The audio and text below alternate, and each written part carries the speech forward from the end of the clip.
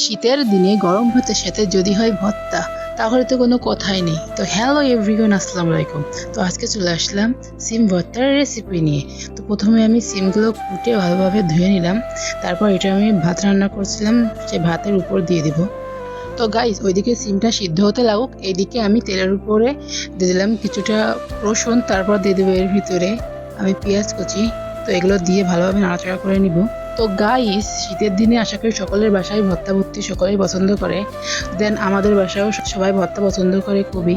তো কথা বলতে বলতে পেঁয়াজটা ভাজা শেষ, তার ভেতর দিয়ে দিলাম মরিচ ভেজে নিব। তারপর আমি এখন ভর্তাটা মাখাবো। তো আমি সিমগুলো ভাতের উপর থেকে উঠিয়ে নিলাম। তারপর পেঁয়াজ রসুন আর মরিচ ভাজাগুলো দিয়ে তারপর দিয়ে দিলাম খাঁটি সরিষার তেল। তারপর দিয়ে দিব আমি এর ভিতরে পরিমাণ মতন লবণ দিয়ে এগুলো চটকে ভালোভাবে মাখিয়ে নিব।